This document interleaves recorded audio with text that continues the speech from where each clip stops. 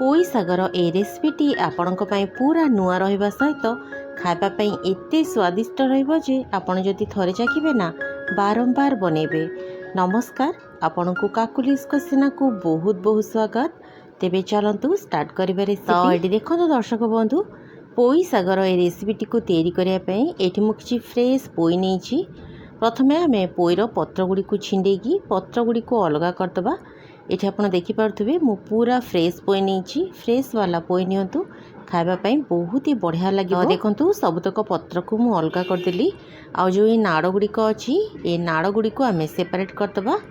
तो देखंतु दर्शक बंधु, पोईर पत्र गुडी को छिंडेकी अलगा रखितेला परे पोईर ए नाड़ गुडी को आमे जो सीओ गुडी को लागि थाए ए सीओ गुडी को बाहर करदबा।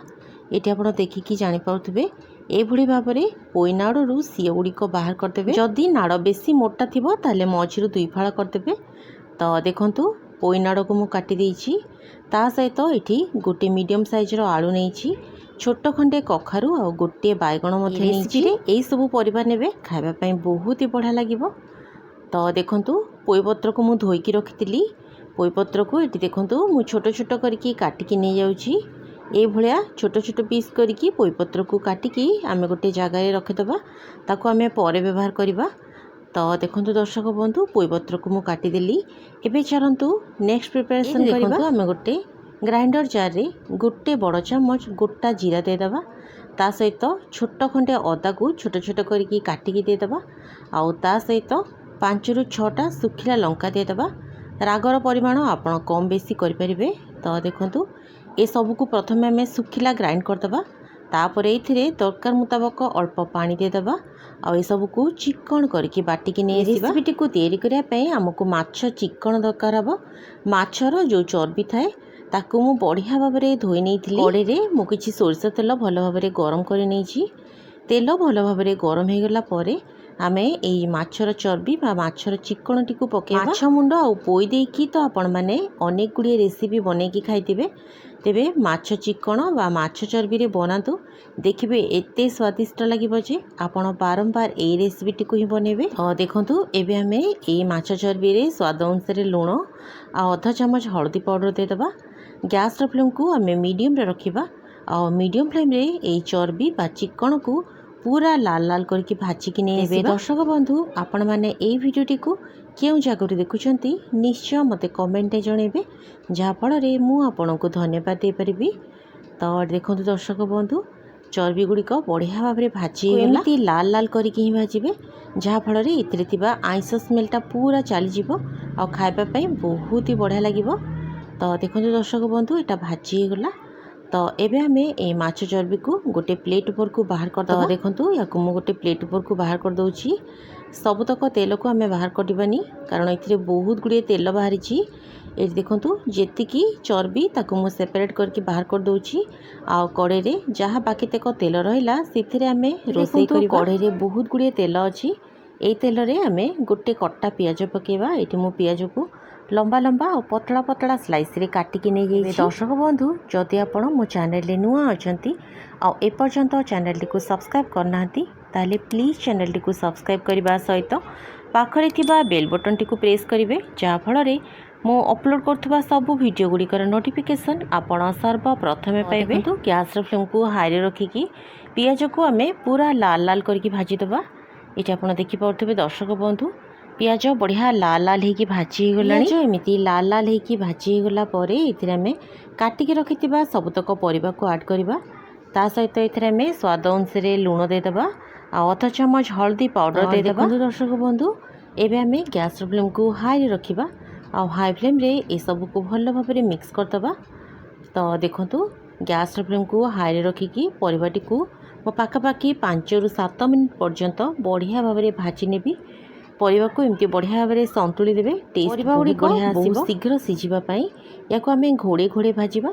घोड़े घोड़े भाजिबा फल रे परिबा बढ़िया भाबरे भाजी भी हिजिबो आ जल्दी सिझी भी जिवो। देखंतु दर्शक बंधु, किछि समय परे मु कवर खोलुछि।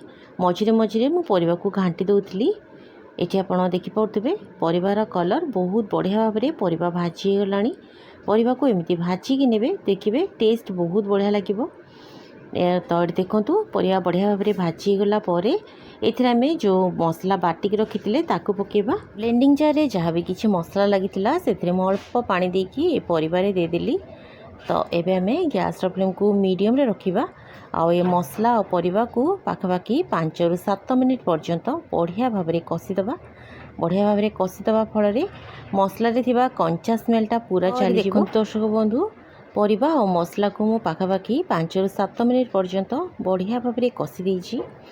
एठी आपण देखि पाउथबे मसला बढ़िया भाव में कषि गलानी, तेल भी सेपरेट हवा स्टार्ट हो गलानी। एठी देखंतु सब बढ़िया भाव में कषि गला एथिरे आमे आगुरु जो भाजिक रखी माछर चिकन बा माछर चर्बी ताको एथिरे ऐड करिवे। दर्शक बंधु जदि आपण ए भिडियोटी को यूट्यूब रे देखुचंती चैनल टी को सब्सक्राइब करबा सहित पाखरे थिबा बेल बटन टी को प्रेस करिवे।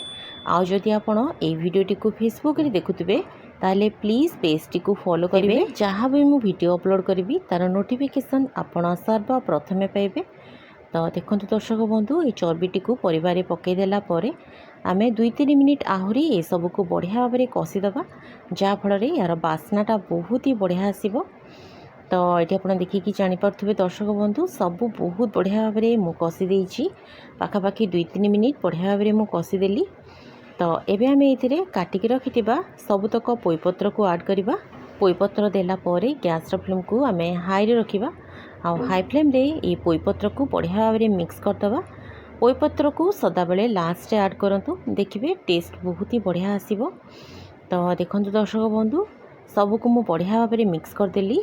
परिबा आउ पोईपत्र को बढ़िया भाव में मिक्स करदेला एथिरे आमे दरकार मुताबक पानी दबा। दर्शक बंधु पोईपत्र देला सांगे सांगे पोईपत्र गुड़िक नईगला। तो एबे आमे एथिरे दरकार मुताबक पानी देदबा। एथिरे ठंडा पानी न देकी टिके गरम पानी दियंतु ताहले कुकिंग प्रोसेसटा जारी रहिबो आउ तरकारी टेस्ट भी बहुत ही बढ़िया लागिबो। तो देखंतु दर्शक बंधु एथिरे मु दरकार मुताबक गरम पानी दे देली। परिबा गुड़िक हल्का बुड़ीकी रहिला लेखा एथिरे पानी देबे, बेसी पानी दे देबेनी।